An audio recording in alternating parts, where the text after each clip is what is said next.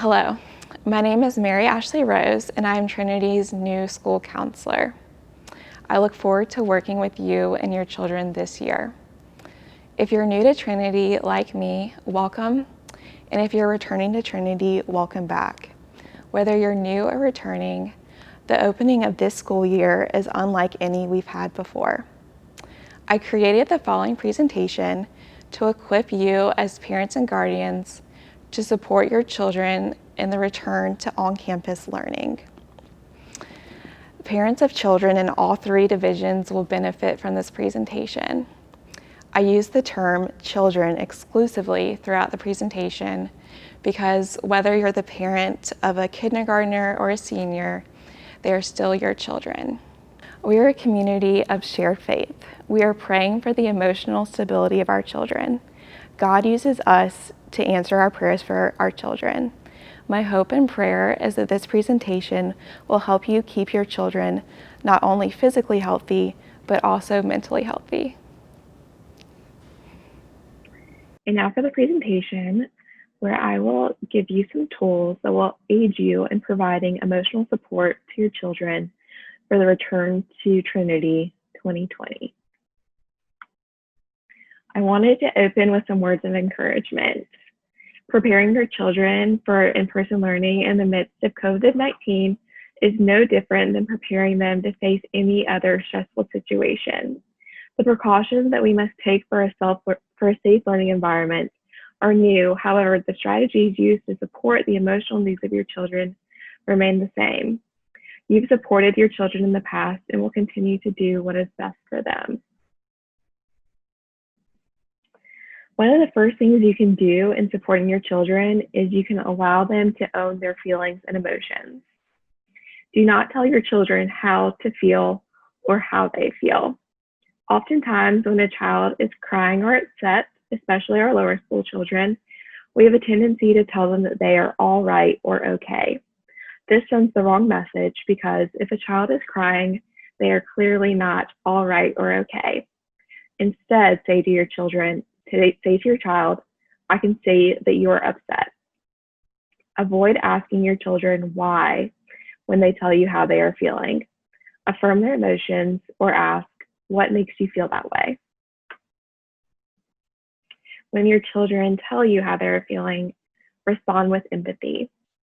Some nonverbal ways of responding with empathy are looking at your children when they are speaking, using eye contact, nodding your head, and using open body language. This means not having your arms crossed or looking away from your child when they are speaking to you. Some verbal ways of responding with empathy are saying, uh-huh, yes, and I see or hear. When you are talking to your child, you can identify their feeling, which could mean that sounds disappointing, you are frustrated, or you seem worried. This is different than telling your child that they are okay or all right, because you are reflecting the emotions that they are displaying for you. Something else you could give to your child in an empathetic response is to give your child in fantasy what you cannot give them in reality. This could be saying, I wish I could let you go to school without a mask, when they say that they wish they didn't have to go to school with a mask on. This shows your child that you care about their wants and wishes. However, we must still follow the rules for a safe on-campus learning environment. Along with allowing your children to own their feelings and emotions, we should also allow them to own their accomplishments. Chances are your child may handle the adjustment to on-campus learning well. You may be tempted to say, I'm proud of you for how you're handling the return to school. And it's true, you are proud of your children. There's nothing inherently wrong with telling your child that you are proud of them. However, if instead you say to your child, you can be proud of yourself for how well you're handling the adjustment to school, this allows your child to become proud of themselves instead of relying on you, relying on how you feel about them for them to be proud of themselves. And this helps your child to build a positive self-concept that's not dependent on anyone else's approval. And this could help your child deal with peer pressure in the future. When talking with your child, use open-ended questions when discussing emotions. Open-ended questions encourage more elaboration from the person who you're talking to. Closed-ended questions encourage one-word responses, which is not desirable when discussing feelings. Here are some examples of closed-ended questions which you should avoid and open-ended questions that you can ask instead. Both questions accomplish the same thing and get the same information. However, open-ended questions encourage your child to elaborate more on their feelings. So when they get in the car after school, you could be tempted to ask, "Did you have a good day at school?" Instead, ask, "How was your day at school?" Instead of asking, "Are you feeling anxious?"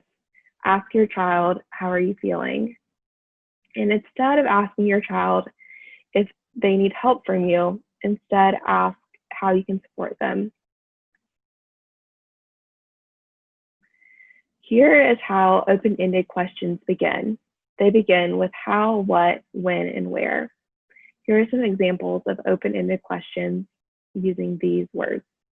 How are you feeling? What is something you're looking forward to? When do you feel anxious? And where do you feel safe and secure? When we start a question with why, that is also an open-ended question. However, it's not the best open-ended question to use when discussing emotions. When you ask your child why they are feeling a certain emotion, this forces them to explain or justify their emotions. And sometimes we may not know why we're feeling a certain way.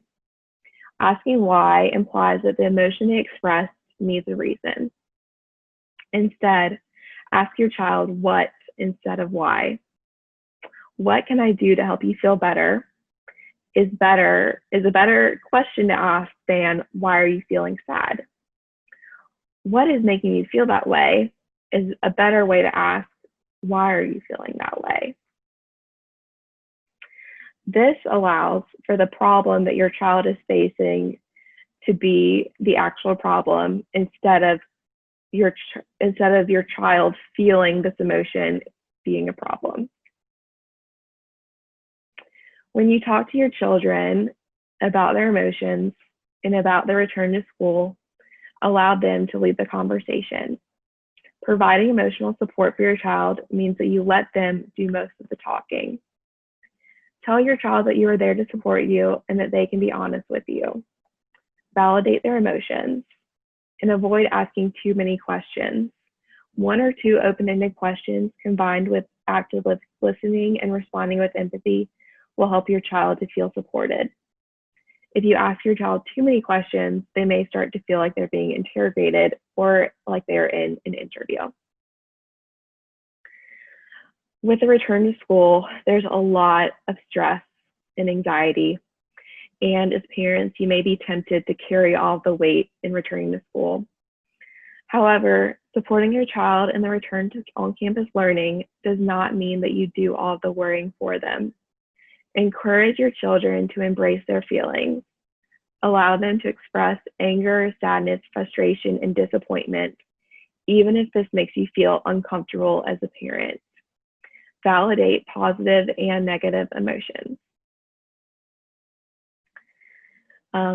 Self-care is very important with the return to school, and it aligns with the unhurried approach of our mission. Self-care is what a person does to protect their mental, physical, and social health. Self-care keeps us healthy. Self-care helps us take care of others. And with mask wearing and social distancing, self-care is necessary to preserve our emotional well-being. Also, self-care is something that you do when you're already feeling happy, so that this way, when you start to feel stressed or anxious, you already have some self-care strategies in your back pocket and you know what to do. Here's a list of some self-care strategies. The first self-care strategy is through prayer. We don't have to carry all of the emotional weight of our children or our own anxiety. We can always place it onto the Lord. Do your best to get plenty of sleep. Spend quality time with friends, family, and pets, which is safe and socially distanced. Reading and journaling, painting or drawing, taking walks, going on bike rides, or other forms of exercise, spending time outside, listening to music or podcasts, tidying personal space, cooking or baking, watching movies or TV with family, but avoid excess screen time, and anything else that helps your child relax and unwind. Remember that as parents, you are their model. You should also be practicing self-care. Show them how you handle stress. Monitor your language and how you talk about the coronavirus, and tell your children that everyone is in this together. We wear masks because we care about others. Also, be honest with your children. When you ask your child how they are feeling, they may also ask you how you're doing. Be honest with your feelings and model openness and vulnerability.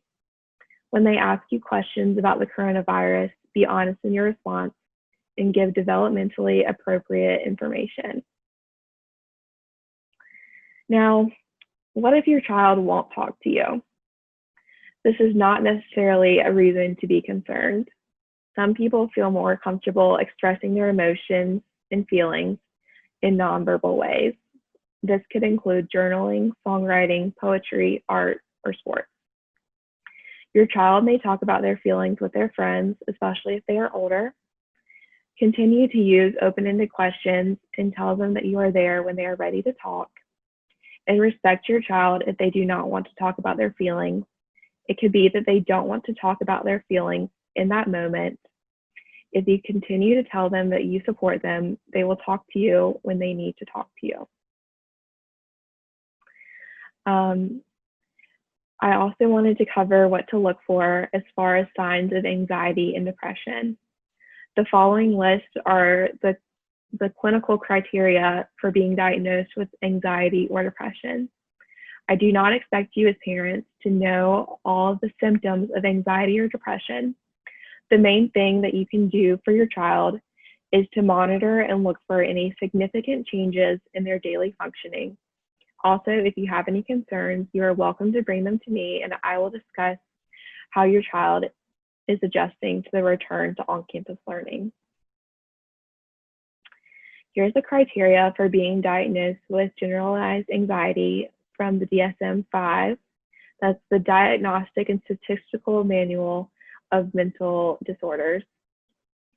The symptoms include excessive anxiety and worry occurring more days than not for at least 6 months about a number of events or activities. The individual finds it difficult to control the worry. Anxiety and worry are associated with 3, where 1 in lower school children of the following symptoms having been present for more days than not for the past 6 months: restlessness or feeling keyed up or on edge, being easily fatigued, difficulty concentrating or mind going blank, irritability, muscle tension, and sleep disturbance. Here are the symptoms of depression. Having a depressed or irritable mood for most of the day, nearly every day. In our younger children, being irritable is a more common symptom of depression than an actual depressed mood. They experience a diminished interest or pleasure in all or almost all activities most of the day, nearly every day. Significant weight loss or weight gain, 5% of body weight in a month, or notable changes in appetite. This could also be expressed in our younger children as failure to meet expected weight gain, restlessness or being slowed down, insomnia or hypersomnia, sleeping too often, too much, or too long, experiencing fatigue or loss of energy nearly every day, feelings of worthlessness or excessive inappropriate guilt, diminished ability to think or concentrate, or indecisiveness nearly every day, and recurrent thoughts of death, not just fear of dying, recurrent suicidal ideation without a specific plan or a suicide attempt. Lastly, we can still show our school family love.